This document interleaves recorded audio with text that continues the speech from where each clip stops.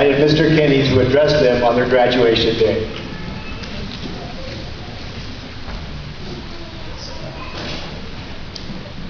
You know, I think the first thing everybody should do, so I'll feel better and you will too, is just lower your expectations, okay? These folks are taking a big risk, so you guys really look good.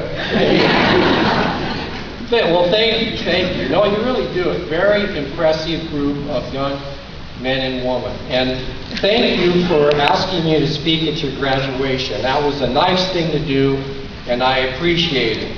After years of me haranguing, cajoling, encouraging, confusing, and praising you interspersed with episodes of yelling at you, it is gratifying that you would like one more dose. So thank you again. There are many other things I want to thank you for.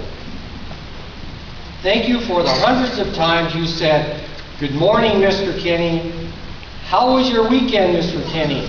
What's happening, K-Dog?" So, what's the big deal about that? Well, every time you said them to me, it was done with a smile, and I always felt that you were sincerely glad to see me, and you were wishing me a good day.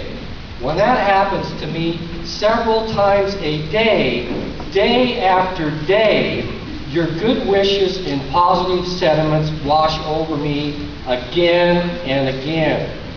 You made it impossible for me to have a bad day.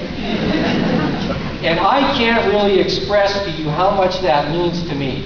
There were days when I came to school and I was upset, I was worried, I was whatever, and after about 3 or 4, "How you doing?" hellos, it's just gone.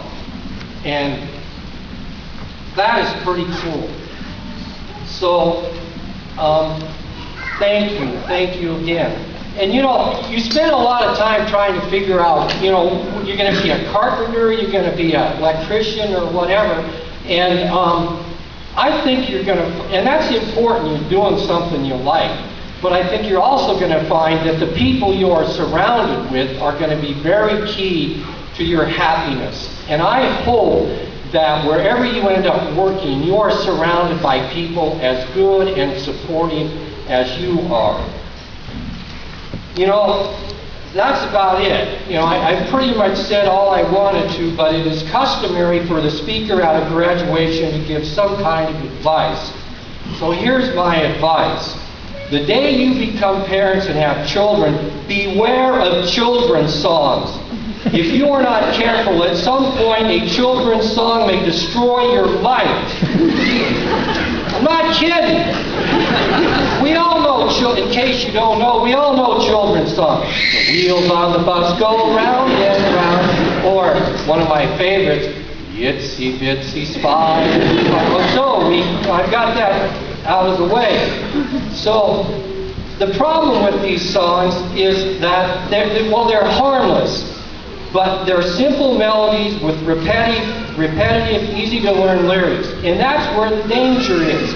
When as an adult, your brain, and this is going to happen, you're going to hear these things over and over and over again. One of these things is going to get stuck in your head, and it is going to stay there forever. And for me, that song that my kids listened to forever was by a guy named Raffy, and I call it the bowling song, and it goes like this. I like to go bowling with my friend Bert, my bowling ball and my bowling shirt. Bowling is my kind of game. Now, I'm going to repeat that because you kind of need to know it. I'll faster though. I like to go bowling with my friend Bert, bowling ball and my bowling Bert shirt. Bowling is my kind of game.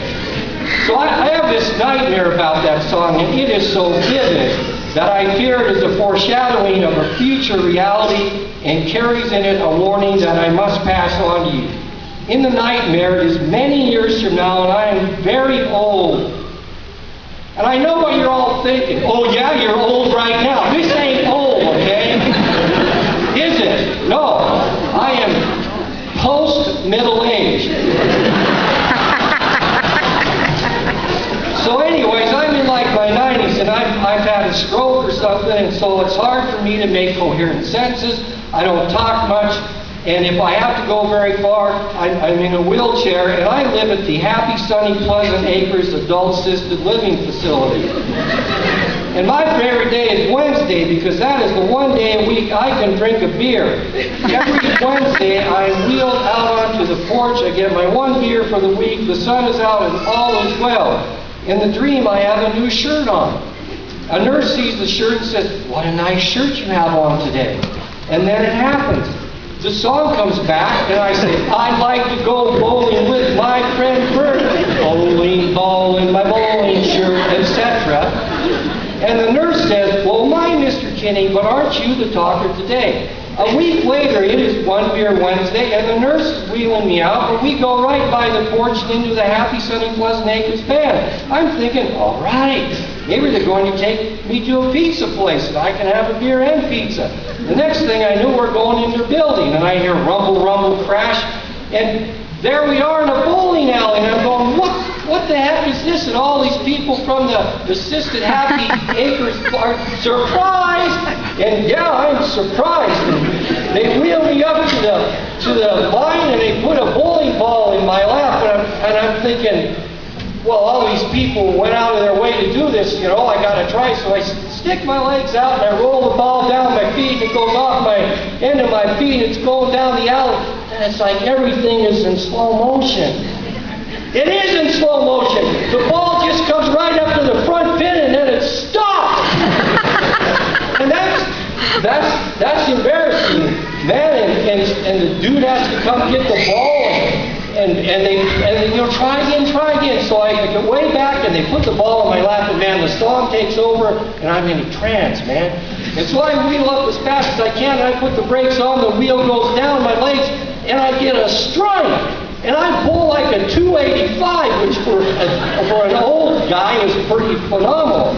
And if the dream ended there, it'd be so cool, but it doesn't, because it's league night. And the two teams that are playing against each other are Satan Strikers, which is 4 Hells Angels, and the other team, the Holy Rollers, is 4 nuns of the Sisters of Providence. And the nuns are just killing the Hells Angels, and I start staring at this big, nasty Hells Angels dude. I can't take my eyes off his arm, and he comes over, and he doesn't like that. He picks me up, and he's about ready to smack me, and I see what I was staring at. On his arm's a tattoo. It says Bert. And the song takes over, and I like to go bowling with my friend Bert, and I have no control over it.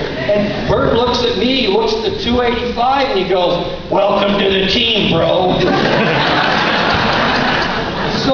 So every Wednesday, 4 Hells Angels roar up to the front of the Happy, Sunny, Pleasant Acres Assisted Living Home. The home goes into immediate lockdown.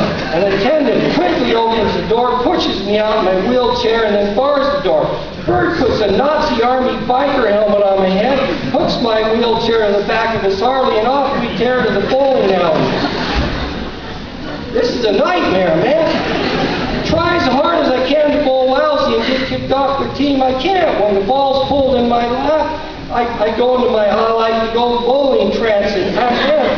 The Hells Angels are just kicking, and we are destroying the nuns. And the winning prize was $10,000, and the nuns were going to win it, and they were going to expand their place for the homeless. But because of me, the bikers win it, and they expand their meth operations to make people homeless. And the nuns hate my guts, and one nun, Sister Teresa, the forgiving heart of Jesus, she gets so angry that she comes over and wraps her rosary around my neck 2 times, and she starts strangling me. And then a Hell's Angel touches her, and then pretty soon there's a riot, and the nuns have taken out their rulers and are just whacking the Hell's Angels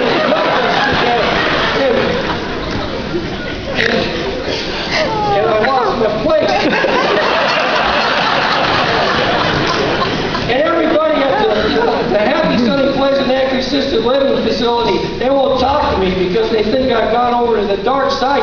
And Bert hates cats, so every time he sees a cat, he runs over the cat. And I got this smell of cat death on my wheelchair wheels, and the only friend I had at the place, which was Mr. Whiskers, he smells the cat death, and he hates me, and he's tried to claw one leg off of me, and there ain't any way I'm going to get a beer now because the nurses figure if they gave me one, I'd bust it over their heads and demand another one and threaten to slit their throats with the plastic. I'm like with the Hell's Angels now, but I'm not, and I got to work, and this is just awful. And eventually, near the end of the dream, I die in a fiery motorcycle crash because Bert runs over a cat that was just finally too big. And I died so fast I didn't have a chance to change my clothes, so there I'm at. I'm up in heaven in front of the pearly gates, and I got a biker's helmet on and a I Love Satan tattoos and stuff they made me get, and I'm figuring, well, this ain't going to go over too good, but I'm up in heaven. I figure, maybe I made it, but there right in front of the gate are the holy roller nuns, all four of them. They got their arms locked, and this ain't no welcoming committee. Sister Teresa, the forgiving heart of Jesus, she looks at me and says, there he is. You're going down, Kinney. You're going down. And I always wondered if cats and dogs made it to heaven. Well, in the dream, cats do, man, because every single cat we run over there is at the pearly gates, and they got their little cat paw thumbs out going, down, down. And that ain't a good thing to hear in heaven, people say, you're going down. And so I'm telling you, when you hear children's music, plug your ears, run away. Have your spouse handle all the children's music. You got to listen to me. You could lose your house. You end up living in a porta potty in a park. And we'll see you panhandling on the I-90 off-ramp and old McDonald had a farm. That could lead to your eternal damnation. You got a bright future ahead of you, so don't let some children's song destroy you.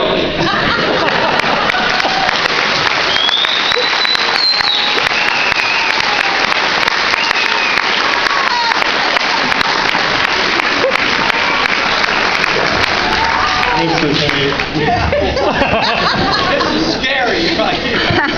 Thank you for the wonderful story. The senior class of 2013 would like to present you with this gift, and I'd like you to open it right now. I would, because you mentioned in your story the Wednesday beer, and we all know how much you love making beer. And you mentioned how you loved yelling at us in class. I did. It hurt me sometimes. But this is from all of us. Well, I don't look like I could get it open. There we go.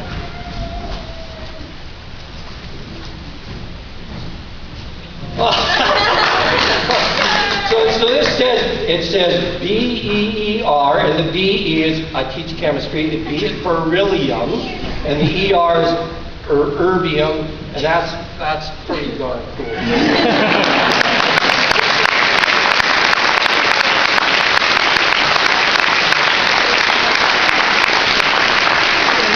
So I got one closing line. You know, if there was a method in my madness here, and if this made you laugh and smile, it's only partial payment back to you for how much happiness and joy you've given me. So God bless you and have a great life.